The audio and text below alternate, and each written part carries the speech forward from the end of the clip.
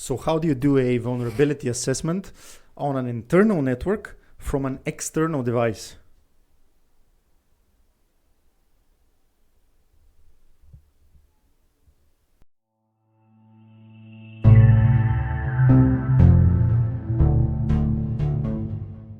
Hi, it's Anthony from Black Peak Security, where we help you on your cyber journey. If you see value in this video, make sure that you subscribe and you're giving it a thumbs up. It really makes a huge difference. So let's jump into it. So here's the scenario.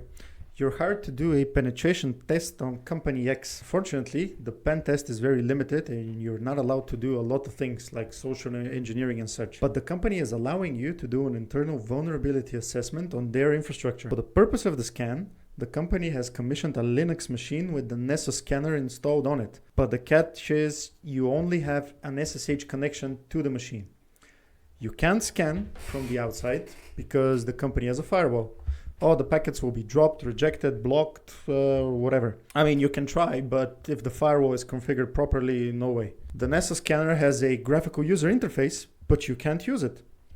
You can't RDP to the machine. So what do? You use SSH Tunneling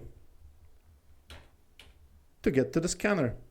And from the scanner, you can do your internal assessment. So let's see how that looks like. For the sake of argument, let's pretend that the Parrot OS is our external machine and it's running on IP address 1.33.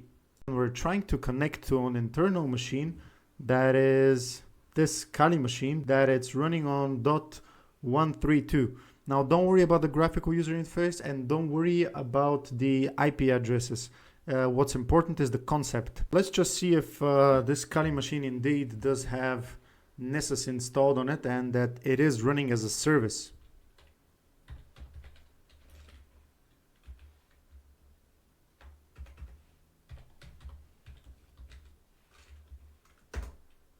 Okay, so it's running as a service at the moment and we can connect to it using our external machine. So we're back in our Parrot OS machine and what we're going to do is we'll execute a command that will do a SSH local port forwarding.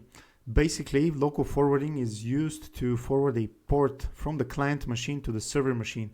Basically, the SSH client listens for connections on a configured port, and when it receives a connection, it tunnels the connection to an SSH server. The server connects to a configured destination port, possibly on a different machine than the SSH server. So let's see what the command is.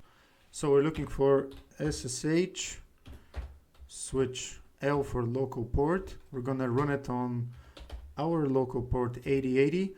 Now we know that the IP address of the Kali machine is 192.168.255.132, and we know that the Nessus scanner is running on 8834 I think it was, and then we do a Kali at SSH 192.168.255.132, and let's see. Type in Kali, and we're in the Kali. Okay, we're in the Kali machine. Now we need to check and see if the port forwarding rule worked. So HTTPS 127.1 at our local port 8080.